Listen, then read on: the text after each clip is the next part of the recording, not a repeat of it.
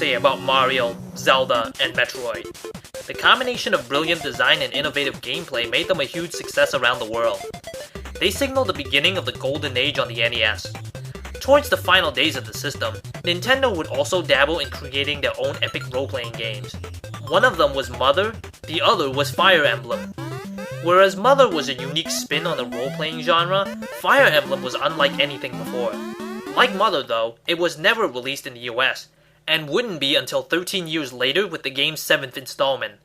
This April will mark the 21st anniversary of the series, so I'm going to take you on a tour and a look at 21 glorious years of Fire Emblem in this retrospective. Throughout this retrospective, we'll be looking at the series' humble beginnings, the turbulence of the 64-bit era, and its rise to fame in the West. Fire Emblem is the creation of Shozo Kaga at Intelligent Systems. At the time, strategy and role-playing games had already been well-established genres. Still, there weren't anything out there that combined the grand sweeping plot of an RPG with the strategic depth of a strategy game. Fire Emblem took a page from the company's own strategy title, Famicom Wars, and blended it with a sword and sorcery fantasy. And thus was born Fire Emblem Anko Kotoyu no Hakari no Ken, or Fire Emblem Dark Dragon and Sword of Light.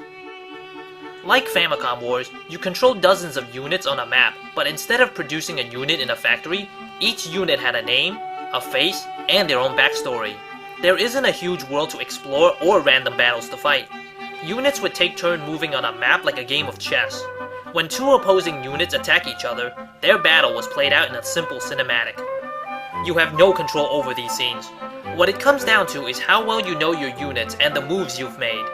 Say you have a unit with high defense, you can look around and figure out how many enemies will attack it, how much damage they can do to you, and then use that information to make your move.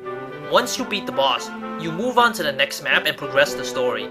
The story was pretty grand for its time, and it boasts a huge cast of 52 characters. Due to the limitations of the NES, many characters weren't fully fleshed out.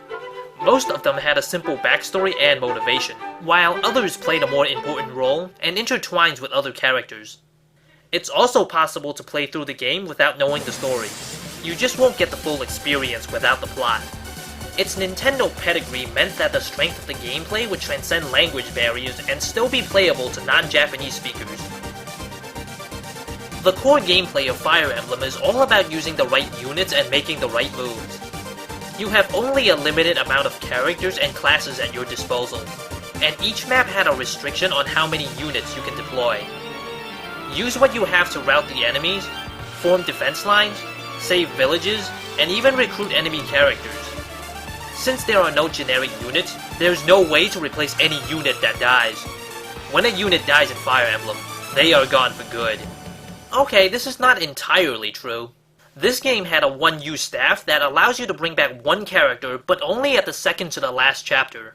Future installments of the series would get rid of this item altogether. This is one of the many reasons why Fire Emblem requires planning and strategy. Still, there's no rule in the game stating that you must keep every character alive, but the perfectionists in all of us just want that 100% completion. Props to people who play through the game even if they lose a character. Resisting the urge not to reset really takes a lot of willpower to do. It's one of the strange temptations that drive many Fire Emblem players nuts. In case you're wondering, yeah, I reset. It's even harder to do when one of them might be an endearing character to you, or he's needed to recruit other characters on the enemy's side. In fact, recruiting enemy characters can be just as daunting, and would become a nightmare in some of the later games. The average role-playing game strategy would be to level up for better stats, more money for items, and better weapons. Fire Emblem, on the other hand, developed a system that prevents power leveling for the players. The maps would usually have a limited number of enemies to kill. Even if the stage had unlimited spawning, or abusing the end boss's regeneration abilities, the player would still have to worry about their weapons' limited usage. Yes, you can always buy more weapons, but money is also limited. Money only comes from certain events, items, or gambling in the arena. You can't fight without weapons, and you can't gain experience without fighting. Sure, you can break this cycle with a cheat, or exploit the handheld version's autosave capabilities, but you can go out of your way to cheat in any game if you wanted to. Using these exploits is also an incredibly mind-numbing process. Bearing the exploits, this game was designed around using your brains rather than focusing on level grinding. That said, Fire Emblem is also a role-playing game, and you still need to gain levels and stats. No amount of brain power can help you defeat an enemy with all 20 in stats, while your character's stats are all at 1. The random growth of the characters can lead to frustration to many players, but it also guarantees that no two games play alike. In one playthrough, you might get lucky with stats, allowing you to use pure brute force. But the next playthrough might have you using weaker characters, forcing you to adapt a strategy to win. With each hard-earned victory, the player learns more of the story. Fire Emblem is at heart a fantasy war story, and the series remains Nintendo's most story-driven franchise in the company's huge list of classics. The story is pretty simple by today's standards, but it was quite an epic for its time. It had heroism, romance, sacrifices, betrayals, and established a mythology in the story. This was the game that introduced many players to our pantsless hero Marth, and his fight to reclaim his kingdom, rescue his sister, and liberate the Aconian continent from the evil rule of Medius the Shadow Dragon. Along the way, Marth would gather a huge band of allies and receives the Fire Emblem, the national treasure of the Holy Kingdom of Acadia, from Princess Nina. The Fire Emblem may seem like nothing more than a symbol of courage, and it would take another sequel before we unravel the mysteries of the emblem. Throughout the course of the series, the Fire Emblem would mean different things and have various levels of importance to the plot. This fantasy story also had a very traditional villain. They are dragons. Dragons are perhaps the most generic fantasy creature in any form of media. I'm sure gamers have all killed dozens of dragons in RPGs, action games, and other fantasy adventures. Yet Fire Emblem manages to take this fantasy cliché and made it larger than life. The dragons in Fire Emblem are usually the ultimate enemy, and they inspire fear and awe in the stories. I think one of the reasons they work so well is that there are no other monsters in the world of Fire Emblem. Well, with two exceptions of course. Most of the villains are humans, and it made the appearance of dragons stand out from the rest. Rather than being simple beasts with immense power, the dragons have the same level of intelligence as humans and just as much depth to their character.